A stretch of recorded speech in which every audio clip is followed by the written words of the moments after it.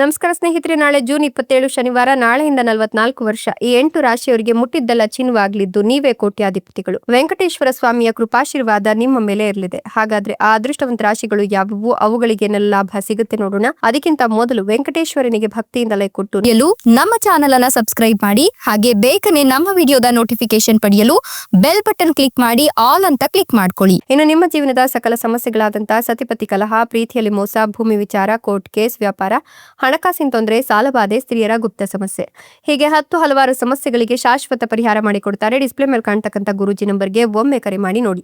ಹೌದು, ನಾಳಿನ ಜೂನ್ 27 ಶನಿವಾರದಿಂದ ಮುಂದಿನ 44 ವರ್ಷ ಈ 8 ರಾಶಿಯವರಿಗೆ ಮುಟ್ಟಿದ್ದೆಲ್ಲ ಚಿನ್ನವಾಗಲಿದ್ದು ನೀವೇ ಕೋಟ್ಯಾಧಿಪತಿಗಳು ಅಂತ ಹೇಳಲಾಗ್ತಿದೆ. ವೆಂಕಟೇಶ್ವರ ಸ್ವಾಮಿಯ ಕೃಪಾಶೀರ್ವಾದ ನಿಮ್ಮ ಮೇಲೆ ಇರೋದ್ರಿಂದ ನೀವು ಕೈ ಹಾಕ್ತಕ್ಕಂತ ಎಲ್ಲಾ ಕೆಲಸ ಕಾರ್ಯಗಳು ಕೂಡ ಕೈಗೂಡುತ್ತೆ. ಈ ಒಂದು ಸಂದರ್ಭದಲ್ಲಿ ನಿಮ್ಗೆ ಶುಭವಾಗ್ತಕ್ಕಂಥ ಸಮಯ ಶುರುವಾಗ್ತಾ ಇದ್ದು ವೃತ್ತಿ ಜೀವನದ ಪ್ರಗತಿಗೆ ಉತ್ತಮ ಅವಕಾಶಗಳು ಸಿಗ್ತಾ ಹೋಗುತ್ತೆ. ಉದ್ಯೋಗದಲ್ಲಿದ್ದವರು ಹಿರಿಯರು ಮತ್ತು ಕಿರಿಯರೊಂದಿಗೆ ಸಮನ್ವಯವನ್ನ ಕಾಪಾಡಿಕೊಳ್ತಾರೆ. ಈ ಒಂದು ಸಂದರ್ಭ ಅದಕ್ಕೆ ಪ್ರಯೋಜನಕಾರಿ ಅಂತ ಹೇಳಬಹುದು. ವ್ಯಾಪಾರಸ್ಥರಿಗೆ ಲಾಭವಾಗುತ್ತೆ. ಸ್ವಲ್ಪ ದುಬಾರಿಯಾದಂತಹ ಜೀವನ ಶೈಲಿ ನಿಮ್ಮದಾಗತ್ತೆ. ಐಷಾರಾಮಿ ವಸ್ತುಗಳ ಮೇಲೆ ಗಮನಾರ್ಹ ಪ್ರಮಾಣದ ಹಣವನ್ನ ಖರ್ಚು ಮಾಡ್ತೀರಾ, ಹೀಗಾಗಿ ಹುಷಾರಾಗಿರಿ. ಭೂಮಿ, ಕಟ್ಟಡಗಳು ಅಥವಾ ವಾಹನಗಳನ್ನ ಖರೀದಿಸಲು ಅಥವಾ ಮಾರಾಟ ಮಾಡಲಿಕ್ಕೆ ಅವಕಾಶಗಳಿತ್ತು. ಆರೋಗ್ಯ ಮತ್ತೆ ಸಂಬಂಧಗಳ ಬಗ್ಗೆ ವಿಶೇಷ ಕಾಳಜಿಯನ್ನು ನೀವು ವಹಿಸಬೇಕಾಗತ್ತೆ. ಕಷ್ಟಪಟ್ಟು ಕೆಲಸ ಮಾಡಬೇಕಾಗಿ ಬರುತ್ತೆ. ಉದ್ಯೋಗದಲ್ಲಿರೋರು ಕೆಲಸದಲ್ಲಿ ಕೆಲವು ತೊಂದರೆಗಳನ್ನ ಎದುರಿಸಬೇಕಾಗಿ ಬರಬಹುದು. ನಿಮ್ಮ ವಿರೋಧಿಗಳ ಬಗ್ಗೆ ಜಾಗರೂಕರಾಗಿರಿ. ಹೊಸ ಉದ್ಯಮವನ್ನು ಪ್ರಾರಂಭಿಸ್ತಿದ್ರೆ ಸರಿಯಾದ ಸಮಯಕ್ಕಾಗಿ ಕಾಯೋದು ಉತ್ತಮ. ಈ ರಾಶಿಯವರು ಪ್ರೇಮ ವ್ಯವಹಾರಗಳಲ್ಲಿ ಎಚ್ಚರಿಕೆಯಿಂದ ಮುಂದುವರಿಬೇಕಾಗತ್ತೆ. ನಿಮ್ಮ ಸಂಗಾತಿಯೊಂದಿಗೆ ಸಮನ್ವಯದ ಕೊರತೆ ಉಂಟಾಗಬಹುದು.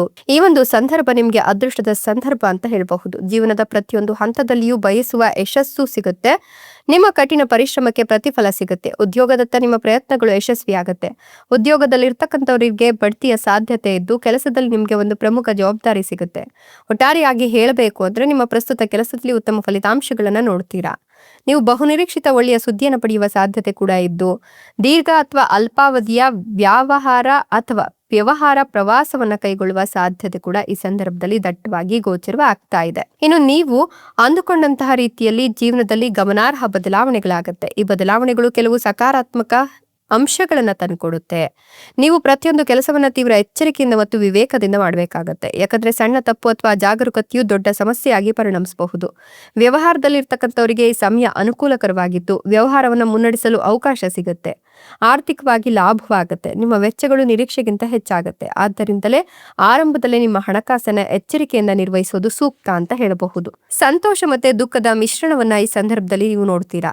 ಇದ್ದಕ್ಕಿದ್ದಂತೆ ದೀರ್ಘ ಅಥವಾ ಅಲ್ಪ ದೂರ ಪ್ರಯಾಣವನ್ನ ಕೈಗೊಳ್ಳಬೇಕಾಗಿ ಬರಬಹುದು. ಪ್ರಯಾಣವು ದಣಿವನ್ನ ಕೂಡ ಉಂಟು ಮಾಡುತ್ತೆ. ನಿರೀಕ್ಷೆಗಿಂತ ಕಡಿಮೆ ಫಲಪ್ರದವೂ ಆಗುತ್ತೆ. ಮನೆ ಮತ್ತು ಕೆಲಸದಲ್ಲಿ ಪ್ರೀತಿ ಪಾತ್ರರ ಬೆಂಬಲದ ಕೊರತೆಯಿಂದಾಗಿ ಕೆಲವೊಂದಿಷ್ಟು ತೊಂದರೆಗಳನ್ನ ಎದುರಿಸಬೇಕಾಗಿ ಬರಬಹುದು. ಉದ್ಯೋಗದಲ್ಲಿದ್ರೆ ಸಾಧ್ಯವಾದಷ್ಟು ಕೋಪವನ್ನ ನಿಯಂತ್ರಣದಲ್ಲಿ ಇಟ್ಕೊಳ್ಳಿ. ಇಷ್ಟೆಲ್ಲ ಲಾಭ ಮತ್ತು ಅದೃಷ್ಟವನ್ನು ಪಡಿತಿರ್ತಕ್ಕಂಥ ಅದೃಷ್ಟವಂತ ರಾಶಿಗಳು ಯಾವುವು ಅಂತ ನೋಡೋದಾದ್ರೆ ಧನುರ್ ರಾಶಿ, ಕುಂಭ ರಾಶಿ, ತುಲಾ ರಾಶಿ, ಮಿಥುನ ರಾಶಿ, ವೃಷಭ ರಾಶಿ, ಮೀನ ರಾಶಿ, ಕಟಕ ರಾಶಿ, ಕನ್ಯಾ ರಾಶಿ. ಇವುಗಳಲ್ಲಿ ನಿಮ್ಮ ರಾಶಿ ಇದ್ದರೂ ಇಲ್ಲದಿದ್ದರೂ ಭಕ್ತಿಯಿಂದ ಓಂ ನಮೋ ವೆಂಕಟೇಶ್ವರಾಯ ಅಂತ ಕಮೆಂಟ್ ಮಾಡಿ. ಧನ್ಯವಾದಗಳು.